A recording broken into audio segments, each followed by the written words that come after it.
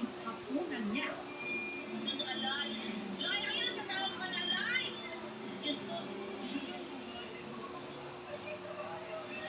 Yung ginawa ko is nag-live na lang para makita ng mga distributor. Alangan naman na, pumunta ako sa cage din. Yung dalawa kami kakainin. Nagano siya ikapalang na.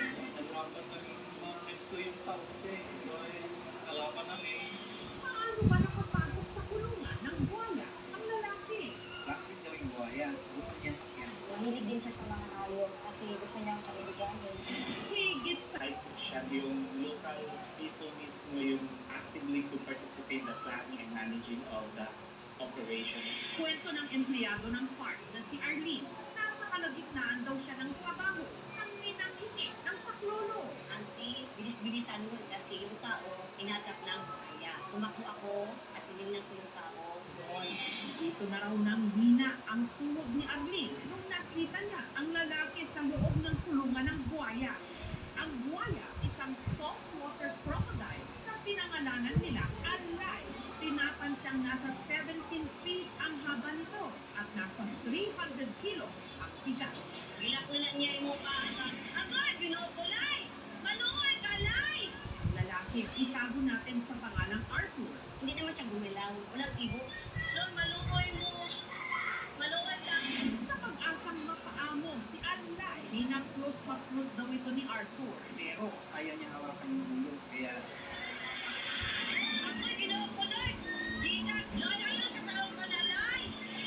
iniikot-ikot siya.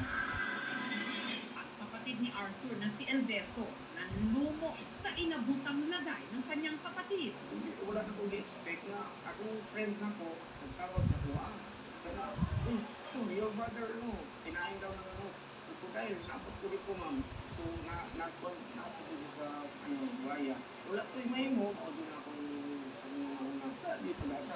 Ang responde mga pulis, naging maingat ang bawat kilos. Kung tinawagan ko yung kasama ko, ang option niya is marilin niya. Yung buhaya. Agad! Pero nagkaalangan ako, baka mas lalong maging wild. Hanggang sa may naisip silang paraan, tawagan na papuntahin ang caretaker ni Alay na si Tata. Kaya niyang pamunin yung buhaya kasi siya lang talaga ang makalapit doon. Katong time na kami sa mga balay na ay niabot dito ba nung nakasala si Alay. Dito rin kong lakaw, no?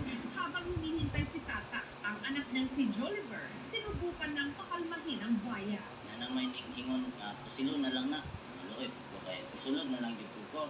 Hindi mo pataon ng si Papa, try kong ngit. Ila naman na sa mga, kaya pila naman na tatuwing magikap na tuwing ito, wala namang yapon. Sa puntong ito, ang walang kalaban-labang si Arthur, walang ibang nagawa, kundi humiyaw na lang sa sakit.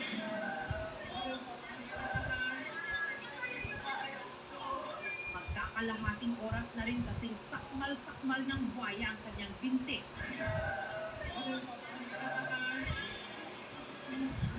Maya-maya pa, dumating na si Tata. Pag-abot yun ako ito sa sulod, maluoy yung kapano sa tao ng dito, singgit yun. Tabang, no? Kay, yun na daw siya mag-usap.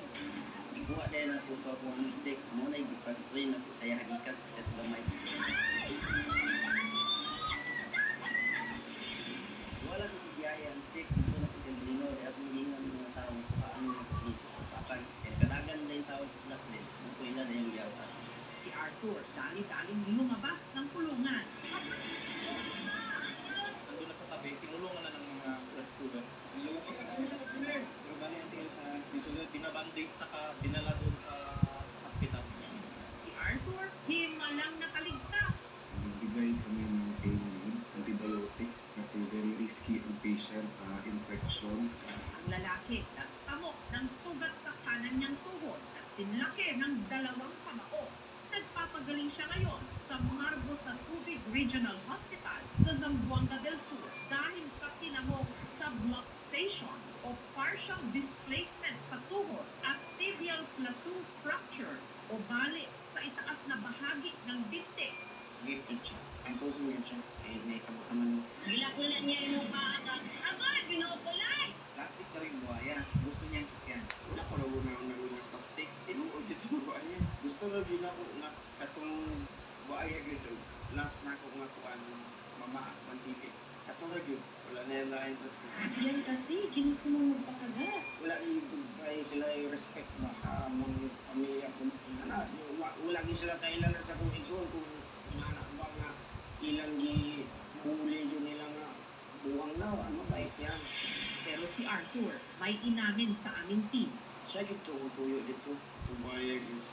Mahilig daw kasi siya talaga sa mga hayop. Kaya nung nakita niya si Alay, na-interest daw siyang hawakan ito. Dito pa kumagi sa katulong portahan, bitaw ta. Pag-apply na ako sa niya, di ko na-apply, gahi. Oto nga, akong idea, dili na ako mulayag, sa katunay payag bitaw. Wala, yung matawinaw itong natlog. Kaya, sabi na ako sa butaan. Hanggang nangyari na nga ang kanyang bangungot. Gilak-gilak niya yung mukha at ako'y binukulay! Sinakmal siya ng buhaya. Meron niyang anak sa kupa, nabalik na niyang tiin. Nakita niyo na ako niyang agawas ng bukidyo. Ako'y binukulay! Gibalik ko niya, ay gidala na ko niya diri. Sinubukan niya raw pakalmahin ang buhaya. Pero Bata, ako'y binukulay! Iya kong gilambat. Mga ikadua siguro ko niya tuyo. Nagisa ko na una to. Mamatay. Auditor na di ko tama. Wala di ko ngayon. Kaya bayan, dito na po kay kayo. Makita na ko yung nanganan na taksi ba. Ako lang gipot, gilaban na sa kilid. Ako'y binukulay! Boto, di. Subo na ko siya. Yung gibalik ko niya. Ay gidala na ko niya diri. dito na lang daw at dumating na si Tata. Gidala na niya sugot. Pero meron niyang anak. Wala pa. Sa kalay, buwi na. Dali na may ko nakatindog. Anak-anak ko. Yakiya. Gayunman, iba ang kwento ng biktima sa mga sumuri sa kanyang doktor. Patient claim naman po na he was under the influence of alcohol. Shot ko, beer, kamay lang good. Dato ko sa mga group. During my interview, there was no any deviation at the site level. But in that incident, the patient needs further site evaluation assessment. Now do something. And the way you talk to him, ang reaction na, late reaction na. Wala ko hindi na po ano yung sa peppers. Hindi yung normal na gawain yung may quiet. Kumain talaga yan ng tao. Ba't pumasok ka pa dyan? Sa pangyayaring ito, meron bang dapat managot? Mapatunayan na na may pagkukulang sa kanilang management, walang warning signs, walang nagbabantay, they fail to adopt security measures, and posible sila maging civilly liable. Tulog yung nila yung kay mami. Dira, bang sa stage, dira yung pwede magtambay. Nagtuming na nagtanaw na siya sa kambaya. Ay normal naman gud nga daghan man ang auto yung tago. Dagot, gatong pagkahitabuan nga nana siya susunod, wala na may kapatay. Good friends naman yung facility ni Alay. Check yan ng DEMR. Yung nangyari ngayon is very isolated case talaga. Sa ngayon, ano tayong magawa dyan ma'am? Create naman tayo ng problema dyan. Wala ramon po, kaya ko tinayuan yun. Kung ikaw may kasalanan kung bakit ka nagka-injury, then hindi ka entitled sa danyos o sa anumang pwede mo makuha. Si PART, meron silang internal rules or meron city ordinance na nag-penalize sa mga tao na kapag papasok or gagambalain ng mga wildlife, kagaya ng crocodile, mapatawan ng pena. Langga, ano yung sunod na kadya, langga? Kabalo mo di ka buhaya ng jagan? Before taking any legal action, kailangan po natin malaman kung ano po yung reason or i-assist po talaga yung mental condition niya po para po fair naman po sa kanila kung ano po yung dapat natin gawin ma'am. Di na kumutulong ba? Buhay. Dahil sa nangyari, pansamantala munang ipinasara ang kulungan ni Alay. Issue po ng temporary closure ng DNR. Nag-suggest kami na lagyan lang talaga siya ng roof para hindi event meron makapasok doon or may ating umakyat, hindi talaga siya maka-jump since 2018. Dito na lang sa tourism site namin para malagyan siya ng holding facility na maayos, safety din dun sa mga tao dun sa community. Ang lakas ng isang tagpang ng crocodile, mahantulan natin yan sa isang maliit na kotse na dumagan sa'yo. Ang isang crocodile kasi ay highly territorial na hayop. So yung kulungan ay inisip niya, teritoryo niya. So lahat ng makulong doon ay maaari niyang gawing pagkain. Lay, ayaw sa taong ka na, Lay! Pagka nagkagat siya ng crocodile, ang kailangan niya lang gawin hindi gumalaw para maiwasan yung pag-ikot ng crocodile. Ang soft spot ng buhaya ay yung kanyang bato, yun ang pwedeng butasan kung meron siyang dalang paraan na butas. Or pwede niya tusukin yung mata. Noong Miyerkules,